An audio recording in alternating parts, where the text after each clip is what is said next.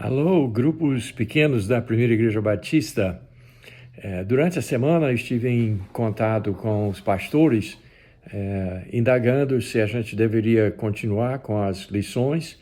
E as primeiras 4 eu dirigi aos guias e aprendizes, mas os pastores me falaram que eles estão gostando, que os grupos estão gostando e que alguns dos grupos estão passando aquilo que eu tinha como um esboço, um subsídio, um material que os guias e aprendizes poderiam aproveitar para elaborar suas lições. Mas como muitos estão realmente mostrando o vídeo durante as reuniões, eles acharam por bem que eu endereçasse a lição diretamente aos grupos.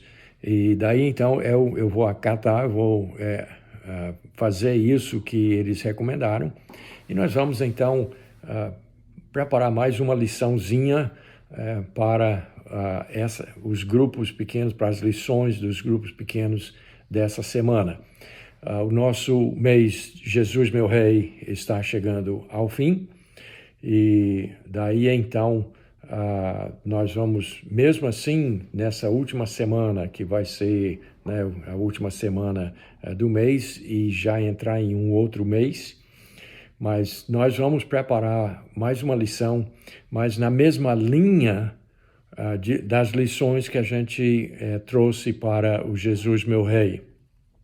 Então, na semana passada, nós estivemos falando sobre a entrada triunfal de Jesus em Jerusalém, e essa lição agora vai ser sobre a prisão de Jesus logo antes da sua morte, sepultamento e ressurreição.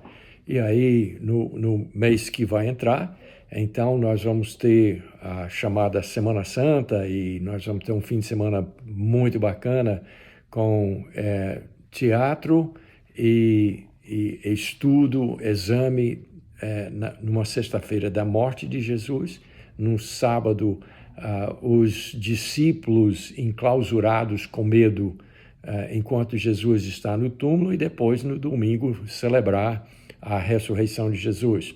Mas essa lição dessa semana, então, nós vamos falar sobre a prisão de Jesus antes, então, de termos aulas sobre os eventos do Evangelho, que é a morte, sepultamento e ressurreição de Jesus Cristo. Então, para essa lição, eu quero que vocês concentrem toda essa aula em João capítulo 18, versos 1 a 8.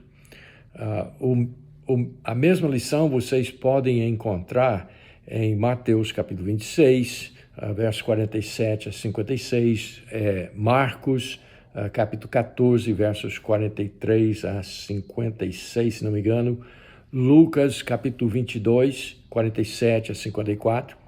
Então, evidenciando novamente que a prisão de Jesus é um tópico muito importante para Deus. Então, está nos 4 evangelhos.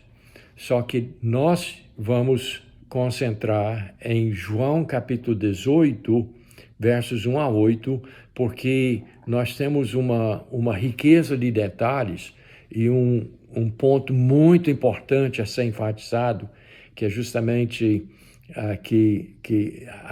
a identidade de Jesus, quem ele é. E ele é o rei tão esperado. Então, semana passada, evidente, a entrada triunfal declara abertamente que Jesus é rei, mas aqui nós vamos ter uma outra manifestação, um outro reconhecimento do fato da soberania, principalmente da identidade desse Jesus, e nós vamos então tentar mostrar isso não somente dentro do texto, mas através de alguns detalhes que estão por trás, nos bastidores, que revelam isso. Então, Na sua lição, você vai enfatizar, né, vai conversar com o grupo sobre esse texto de João 18, 1 a 8. E lá dentro, então, nós temos os discípulos reunidos com Jesus num lugar que Jesus costumava frequentar com os seus discípulos. Então, lembrando que quando Jesus estava nas suas várias viagens, quando ele vinha para Jerusalém, ele ficava dentro da cidade durante o dia e à noite ele se recolhia para esse jardim, provavelmente um jardim que na saída, na descida de Jerusalém, subia o outro lado no Monte das Oliveiras, e esse jardim então ficava nessa imediação. E mais uma vez então já Jesus entrou em Jerusalém triunfalmente. Todos esperavam que ele fosse ser coroado, aclamado como rei, mas termina o dia, ele se recolhe para esse lugar que os discípulos conheciam. Aí todo mundo sabe a história de como Judas teve essa trama com os judeus que desejavam muito matar a Jesus, que era um rival para o seu projeto de poder, o projeto de poder dos escribas, dos sacerdotes, dos fariseus, dos saduceus, das grandes potências entre o povo. Então eles queriam muito matá-lo, e quando Judas se ofereceu, eles naturalmente aceitaram, e todo mundo conhece a história, como Judas seria a pessoa que levaria os soldados até Jesus, e com um beijo de traição seria o sinal de quem era a pessoa que eles deveriam pegar e levar para os judeus, para então o seu julgamento e execução. Então essa história é bem conhecida. Mas dentro de João capítulo 18, tem uma riqueza de detalhes que a gente não pode deixar passar, porque revela a identidade real desse homem que as pessoas chamavam de Jesus. Então, Jesus já sabe o que vai acontecer. Os judeus mandam os seus soldados, e isso aqui esse detalhe é muito importante. Eu quero que vocês dêem uma olhada no verso 12, porque é muito claro que os soldados, a escolta, homens fortemente armados, inclusive, que vão para prender Jesus, eles são judeus.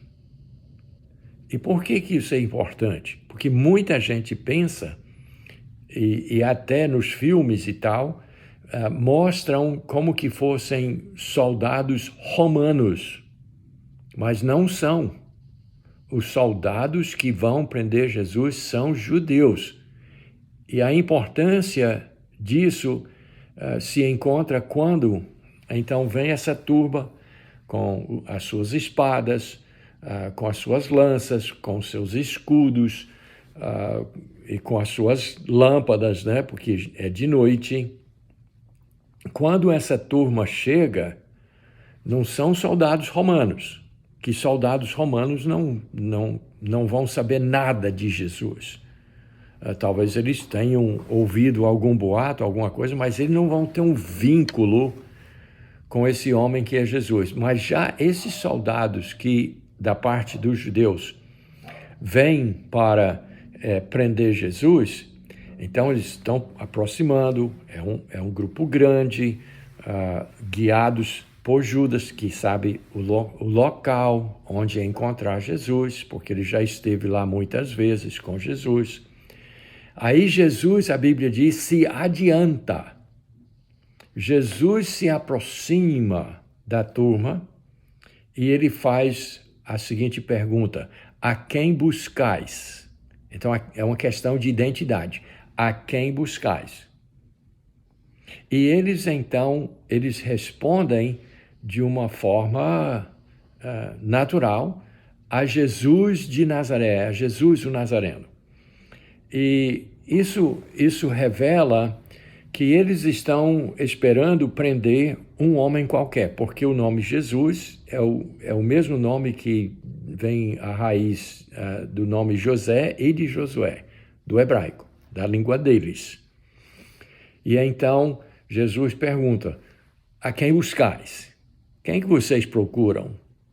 E eles falam Jesus ou Zé, lá de Nazaré, lá do norte, lá do interior.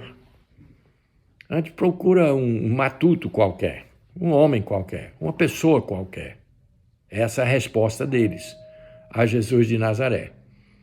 Mas aí Jesus responde com as seguintes palavras. Na nossa Bíblia, dentro da palavra que nós temos aqui em português, diz mais ou menos assim, sou eu. Sou essa pessoa que vocês procuram. Assim é que aparece na nossa Bíblia. Só que tem um detalhe. Na língua original da Bíblia, são as seguintes palavras, ego eimi, ou seja, em grego, eu sou. Ele só diz isso. Eu sou. Ele diz duas palavras únicas na língua grega. Ego eimi, eu sou. E aí, olha na sua Bíblia a reação dos soldados. Lembrando que os soldados são judeus. Então, a Bíblia diz que eles recuaram e caíram no chão. Por quê? Por quê? Será que eles nunca viram algum procurado ou criminoso se entregar alguma vez? Dizer, já que estão aqui, já me descobriram, já me acharam. Isso é comum, isso acontece sempre. Até hoje isso acontece. Da pessoa se render, se entregar. Mas isso não é o caso aqui. Porque quando Jesus diz, eu sou, para ouvidos de judeus, de qualquer judeu, vai saber o que ele está dizendo. E o que ele estava dizendo? O que foi que ele disse nessa hora que ele disse, eu sou? E para isso você tem que voltar para o Velho Testamento, para o livro de Êxodo, capítulo 3, verso 14. Naquela ocasião que Moisés estava falando com Deus no deserto, quando Deus chamou ele para ser o libertador do povo de Israel. Então, Moisés diz, mas como é que eu vou dizer, como é que eles vão saber que foi Deus que me mandou? Como é que eu vou identificar o Senhor para eles, que eles vão saber quem foi que realmente me mandou? Aí, naquela ocasião, lá em Êxodo capítulo 3, verso 14, Deus diz para Moisés assim, diga para eles, eu sou o que sou, mandou você. Aí eles vão saber que é o Deus Todo-Poderoso. Então, quando Jesus, naquela noite tenebrosa, se adianta e pergunta aos soldados judeus que conheciam essa história lá de Êxodo, de Moisés, quando eles ouvem essas palavras, eu sou, eles caem no chão, porque eles estão na presença do Deus Todo-Poderoso. Jesus é Deus. Jesus é o Criador. É o mesmo Deus de Moisés. E eles reconheceram, pela sua reação de recuar e cair no chão. Lembrando, eles estão armados. Jesus não está armado. Pedro tinha uma espada, mas Jesus não se apresentou armado. Como homem, ele não apresentava nenhum perigo para esses soldados. Todos eles estão armados com suas lanças, com as suas espadas, com os seus escudos, mas eles caem no chão. Por quê? Porque eles ouviram, no meio da escuridão daquela noite, a voz do Deus Todo-Poderoso. Quando Jesus disse, ego eimi, eu sou, eles sabiam que eles estavam na presença de Deus. E eles caíram no chão. Como diz a nossa expressão, eles perderam o rebolado. Eles caíram no chão, assustados, porque estavam na presença de Deus. Agora, qual é o triste disso? O triste é que eles sacudiram a cabeça, sacudiram a poeira, fizeram a recomposição e prenderam a Jesus, amarraram a Jesus e levaram. Mas para nós, qual é a lição? A lição é que nós precisamos reconhecer que Jesus, humanamente falando, era um humano, totalmente, 100% humano. Mas na pessoa de Jesus está 100% a divindade do Criador, do Deus eterno, soberano, poderoso, todo-poderoso, que é o nosso Senhor. E aqueles soldados deveriam ter feito o quê? Da sua posição de costas, caído no chão, com o traseiro no chão, eles deveriam ter dobrado-se e adorado. E recusado, quem sou eu para prender o grande eu sou? Eu prefiro voltar, ser repreendido, talvez dispensado, talvez perder o meu emprego, o meu ganha-pão, mas ele é Deus. Eu preciso adorá-lo. Mas eles não o fizeram. Era o que deveriam fazer. Mas nós, o que nós devemos fazer é reconhecer que esse Jesus, que homens falhos, pecadores, prenderam e levaram e permitiu-se então a cena da morte e sepultamento de Jesus, nós devemos fazer o quê? Nós devemos abdicar, abrir mão de qualquer coisa diante da sociedade, diante de família, diante de amigos e reconhecer que Jesus é o nosso Deus. Ter a coragem de ser humilhados, de abrir mão do nosso poder, da nossa força, das nossas armas, trazer no chão, nos converter, como se diz, inverter, colocar a cara no chão diante desse Jesus que é o verdadeiro Deus. Então, a pergunta que sempre vai ficar, como nós fazemos diante de Jesus? Qual é a nossa posição? O que é que nós fazemos? Nós continuamos empoderados, né? Cheio de nós, com os nossos instrumentos, com os nossos argumentos, ou nós simplesmente abrimos mão e deixamos todo o nosso passado no passado, toda a nossa vida no passado, para nos submeter a esse Jesus que é Deus. Eu quero terminar, para não alongar muito, eu quero terminar essa lição com um pensamento meu, uma coisa minha. Quando e se eu tiver a oportunidade, quando chegar diante do Senhor Jesus, que é Rei, que reina, que está sentado no seu trono, e eu não sou digno de entrar na sua presença, mas Ele vai me dar esse privilégio um dia, quando e se pintar essa oportunidade de eu estar na presença dEle, eu gostaria de fazer um pedido. Senhor, fala com aquela voz estrondosa daquela noite no jardim, fala o seu nome. Ouvi-lo dizer do jeito que ele disse naquela noite, eu sou, que eu gostaria de ouvir a voz do meu Senhor dizendo isso. E ele dizendo isso, O que é que eu tenho que fazer? Colocar a cara no chão e adorá-lo, porque Ele é o nosso Rei, o nosso grande eu sou, ego eimi. Eu sou o Deus eterno, todo-poderoso. Então eu tenho vontade de ouvir essa voz estrondar como estrondou naquela noite, no meio daqueles homens ímpios, pecadores, que foram humilhados.